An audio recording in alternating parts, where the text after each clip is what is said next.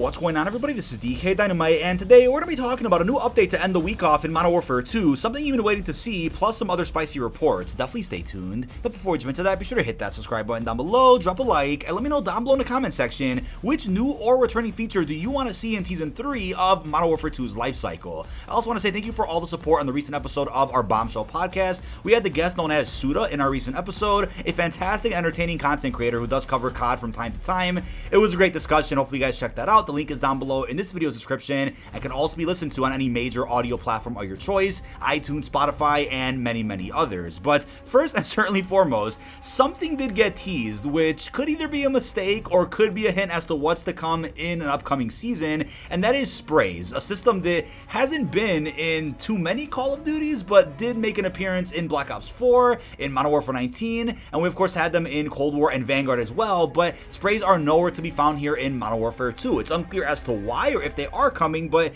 in some recent marketing they did release for the Shredder bundle, it does reference one of the items in the pack as a spray. Now obviously the item being referred to here in this pack isn't a spray, as I'll show you on screen. As you can see, I actually bought the bundle and we can prove right here that there isn't a spray included here. Maybe somebody in the marketing department mislabeled this item, because sprays are going to be coming in a future season, although this late in the life cycle I doubt it. However, it's always possible. I am surprised they didn't end up bringing sprays back this year, but then again, there are quite a few things missing from COD 2.0 which don't really make much sense, things that you would have thought would have been in the game since day one or season 1 at the latest, but you never know, this could be a teaser for something to come in a future update. Now with that also being said, in some recent patch notes for Season 2 Reloaded, something else got mentioned that could also be teasing future content for this game, and that is a specific barrel for the Lockman sub, something known as the LM Nebula barrel, which doesn't actually exist in the game, but has me wondering, right, are we going to be seeing an extra attachment added in with the future DLC weapon that can also be applied to other weapons? Or maybe that barrel is for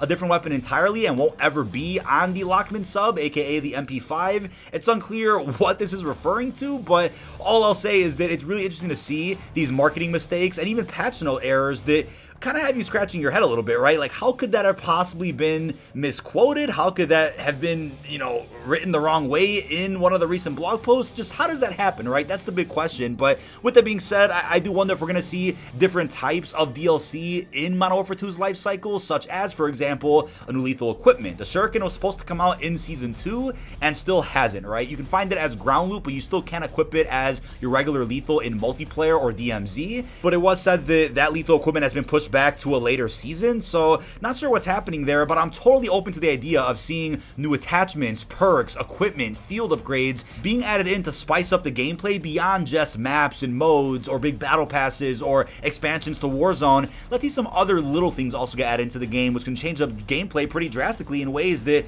we haven't really seen before, right? Vanguard did take it a step further with adding in bonus perks and field upgrades and equipment later on, so let's hopefully see more of that in future seasons of our new Call of Duty titles. Now here's an update you guys have probably been waiting for, and something that I honestly expected over the last couple of weeks. So as Treyarch went ahead and wrote, we've seen a lot of buzz about adding MWII Expo to the competitive map pool, so how about we give it a spin in rank play? Control and S&D sound good? Well, your feedback and data will help COD League and our teams decide if it is added to the official pool. You can expect to play MWII Expo in Control and S&D ranked play map pools starting right now. Be sure to let us know what you think. And with that in mind, I think if they end up adding in MWII Expo to the rotation permanently, I do think that will end up replacing Fortress. Now Fortress has not been received well at all for ranked. So many pros, so many competitive players have gone ahead to say on Twitter that Fortress is horrible, it does not play well, they're not a fan of it. I think a lot of people in the community could also agree with that. So with that being said, I think they are heavily considering removing Fortress but have to replace it with another map, right? And I think MWII Expo is probably the best candidate as of right now, which has me thinking, right, Modern Warfare 2 multiplayer specifically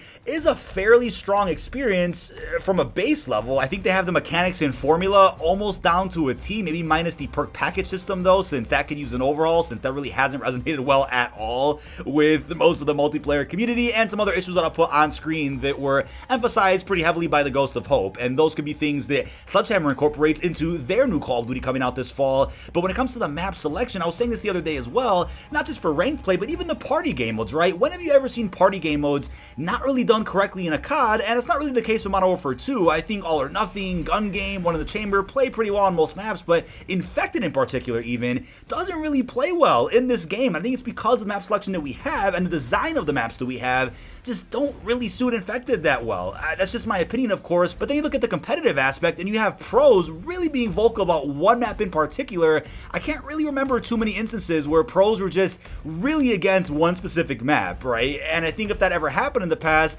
devs would have been quick to remove that out and replace it with a different map. And I even like what Cold War did, where they ended up inserting Raid as one of the competitive maps later in that game's life cycle. So I see no issue with Infinity Ward doing the same thing, or excuse me, Treyarch in this instance, where they go ahead and swap maps in and out and incorporate newer maps that get added in later seasons to really spice up ranked play to last an entire year.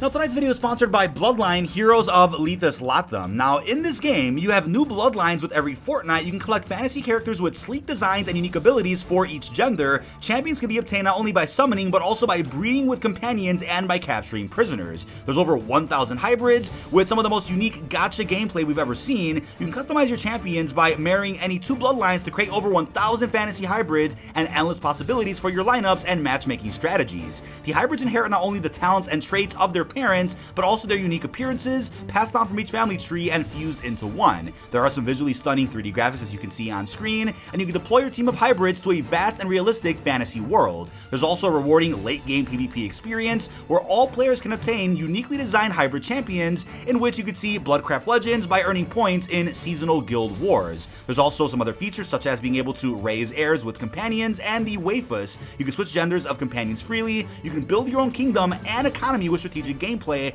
as well as experience some beautiful scenes and interesting storylines. Now, you can download the game for free right now on Android and iOS, and by using my special link down below or the QR code on screen, you can get a special starter pack worth $20, which will give you 1 summoning crystal, 100,000 gold, and even 100 diamonds. But with that being said, be sure to check out Bloodline, Heroes of Lethus Latham, and thank you to Bloodline for sponsoring tonight's video. Now, back to rank play real quickly. Treyarch did go ahead and say that as a part of another rank play update, they've disabled the recent Fade to Black update intended for eliminated players only, which caused unintentional Fade to Black experiences while a player was alive. They have a fix in the works and will deploy it as soon as possible. So really cool to see updates from Treyarch as often as they possibly can, especially before the start of the weekend. Now, we also have another funny update from the Modern Warfare 2 subreddit, where somebody out there asked Treyarch to add Dead Silence as a perk in ranked mode for MWII, in which Treyarch then responded with, "Just to set expectations for this kind of request and others like it, we're ultimately not responsible for core gameplay mechanics in Modern Warfare 2. This kind of feedback is better shared with Infinity Ward for the multiplayer." In other words,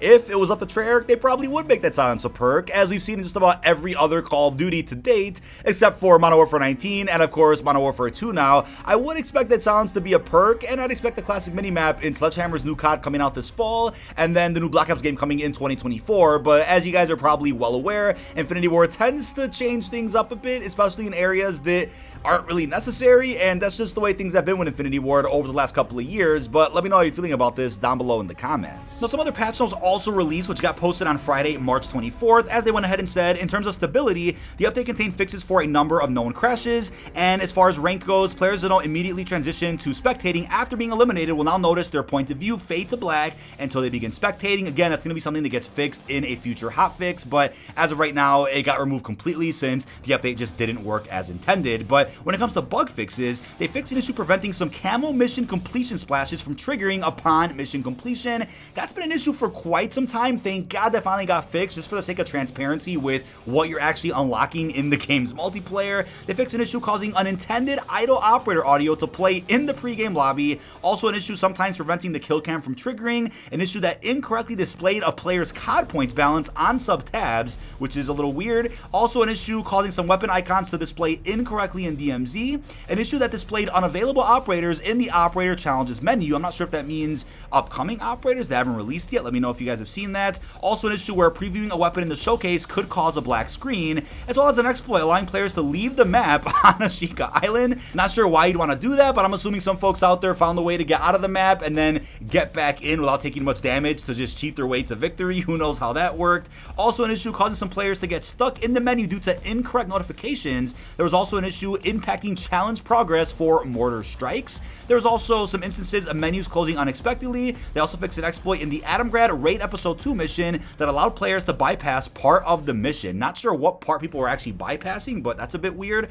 Also an issue causing incorrect text to display in some challenge menus, as well as an issue causing some kill streaks bought from the buy station to drop under the map or behind the buy station, so that's a little odd. And then lastly, there for ranked, fixed an issue that allowed blueprints to apply weapon tuning adjustments. Weapon tuning and all of it was restricted on March 15th, 2023. So some people out there were probably a bit slick and found the way to tune some of their weapons with blueprints, which is obviously a form of cheating. Luckily that was resolved, but that is about it. This has been dkdynamite. Leave our thoughts down below in the comment section. What are your thoughts on the last minute update and patch notes that we got here for Season 2 Reloaded? How are you feeling about the updates from Treyarch in regards to ranked play, Himmelmat Expo, and everything else we discussed? Really hope you've enjoyed, and peace out, everybody.